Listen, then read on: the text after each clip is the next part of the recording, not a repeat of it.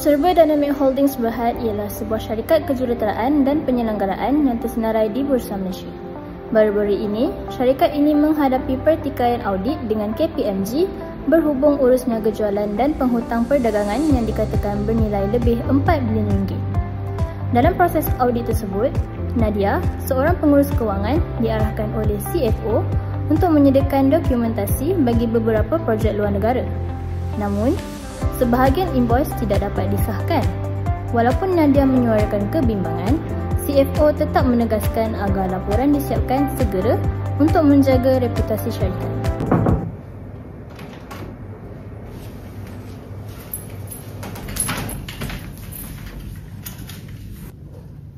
Nadia, sila duduk.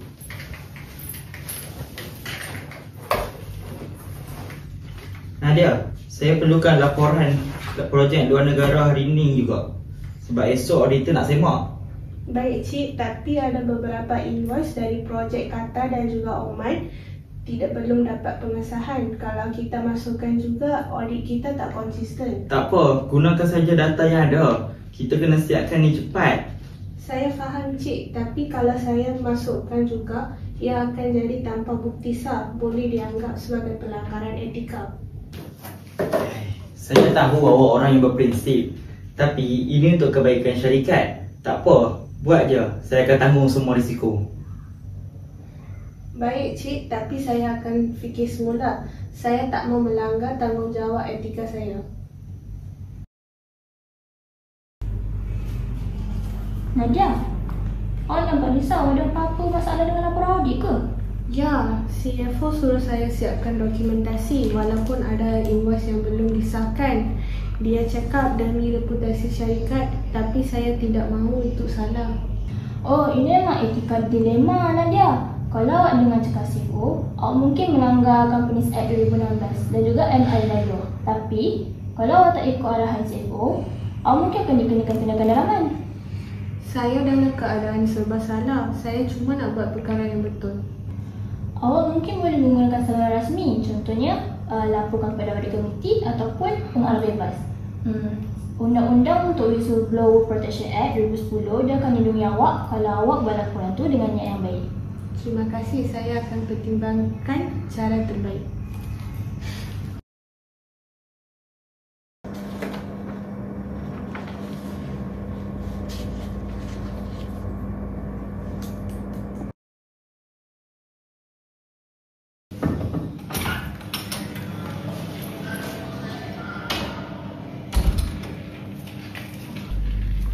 Nadia, boleh saya cakap dengan kamu sekejap? Boleh?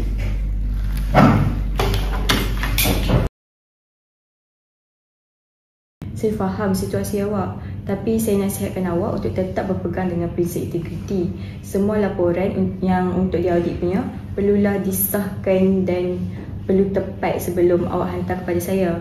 Jadi tak apa, nanti saya laporkan perkara ni kepada audit community untuk tindakan yang selanjutnya. Terima kasih Puan. Saya harap pihak atasan faham tindakan saya. Bukan untuk menjatuhkan sesiapa, tapi untuk lindungi syarikat.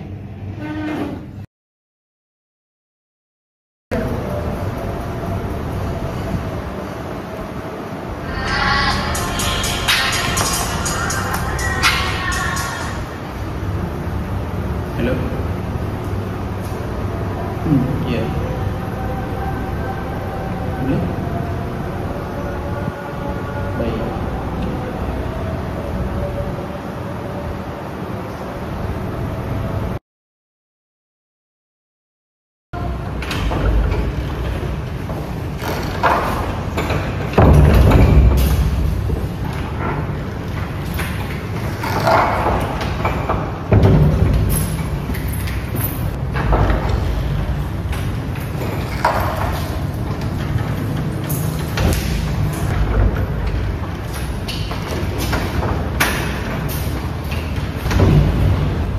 kasih kepada semua yang hadir.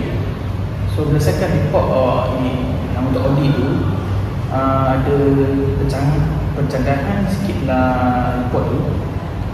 Apa masalahnya dengan CFO? Saya cuma mahu cepatkan proses Tuan Pengarah. Saya tiada niat untuk menipu. Saya cuma nak jaga reputasi syarikat ni daripada merosot. Ya, saya memang faham tekanan tu, tapi yang situasi macam ni dia boleh menjejaskan laporan kewangan kita. So yang corporate governance tu menuntut ketulusan dan bertanggungjawab atas apa yang telah berlaku. Betul tu Encik, kalau data dalam kewangan diubah sesuka hati, dia boleh melanggar tindakan undang-undang dan boleh dikenakan tindakan. Saya cuma nak pertahankan kejujuran saya dalam kerja saya. Saya tak boleh ubah fakta semata-mata nak lindungi imej syarikat. Dan dari sudut HR juga, kalau tindakan CFO tu yang memberikan tekanan ni, dia akan menjejaskan moral pekerja lain. Jadinya kita ni kena menunjukkan teladan kepimpinan yang beretika. Okey, baik. Lembaga buat keputusan untuk menjalankan siasatan dalaman segera terhadap semua transaksi luar negara dan juga mengukuhkan kawalan dalaman dan audit trial dan juga menjalankan latihan kesedaran etika untuk semua pengurusan kanan. Baik, saya mengakui kesalahan saya. Saya minta maaf kepada Nadia dan juga seluruh pasukan. Saya terlalu mementingkan tekanan pasaran daripada nilai integriti. Ya, betul tu Cik. Kesilapan boleh dibaiki, tapi yang pentingnya kita belajar dan tidak mengulanginya. Jadinya saya rasa kita semua dah belajar bahawa reputasi ni bukan dijaga hanya dengan menyorokkan kesilapan, tapi dengan kejujuran. Betul, integriti sangat penting dalam sebuah syarikat.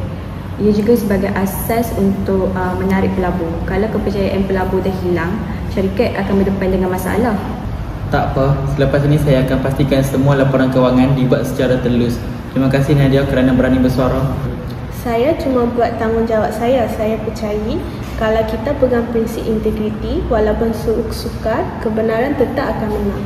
Betul, inilah contoh sebenar etika profesional.